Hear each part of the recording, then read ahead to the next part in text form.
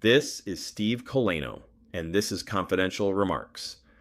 For decades, real estate agents had to operate inside a closed system.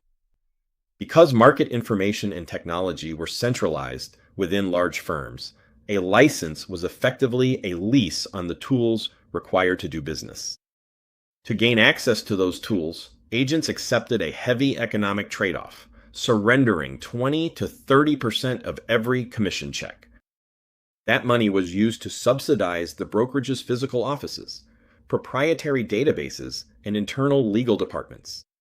Corporate power didn't necessarily come from superior talent. It came from gatekeeping the expensive, localized infrastructure that agents needed to move a transaction from list to close. Today, the shift toward a decentralized software ecosystem has eroded that dependency. The very infrastructure that once gave corporate brokerages their leverage has become their greatest financial burden. These firms are anchored to multi-year commercial leases and bloated compliance departments that drain millions in capital every year. They're often forced to use clunky proprietary CRM systems that their own agents find difficult to use.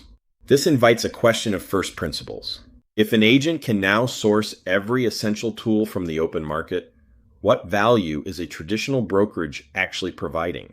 The reality is that the one-size-fits-all model is increasingly trapped by its own overhead, requiring high-fee splits just to maintain buildings that are often half-empty.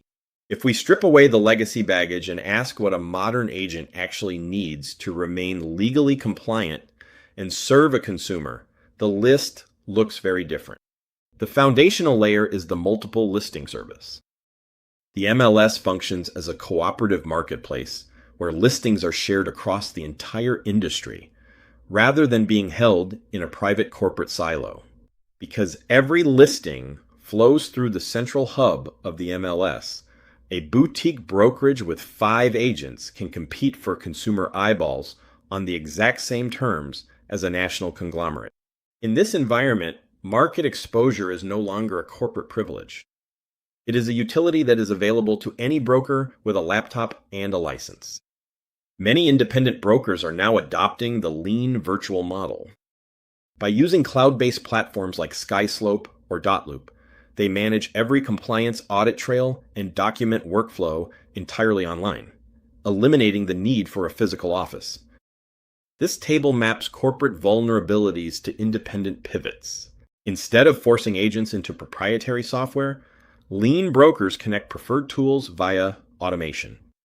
Similarly, in marketing, independents use Canva Enterprise for instant pre-approved templates, bypassing corporate bottlenecks.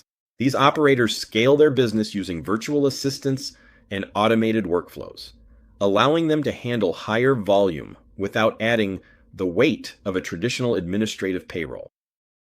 The brokerage has evolved from a destination agents go to into a flexible operating system that runs wherever the agent is. Removing the fixed cost of real estate changes the unit economics of the entire business. When you aren't paying for a lobby and a lease, you can return that financial leverage to the agents. This matrix shows how independents structure revenue. Many use a flat fee model, paying predictable monthly and transaction charges instead of percentage splits. Alternatively, the a la carte model allows part-time agents to pay a minimal base fee, purchasing support services only as needed. Other brokers choose the specialized boutique route, focusing exclusively on niches like luxury properties or eco-friendly homes. This builds a deep referral network and specialized expertise that a generalist corporate brand cannot easily match. This agility allows independent brokers to tune their business model to the specific price points and agent profiles of their local market. This lean structure allows the broker to show agents exactly where their fees are spent. When an agent realizes their flat fee is going toward compliance rather than an empty downtown office, it changes the culture of the firm. The savings are significant. A broker who eliminates a traditional lease can save over $8,000 a month, money that can be reinvested into localized digital ads and specialized marketing that actually moves the needle for clients. The final payoff reaches the consumer. Clients end up working with agents who have better tools, more marketing resources, and hyper-local expertise that isn't diluted by national corporate standards.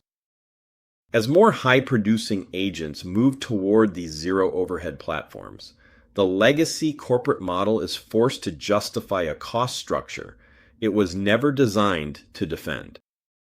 The gap between giants and independents is no longer about size.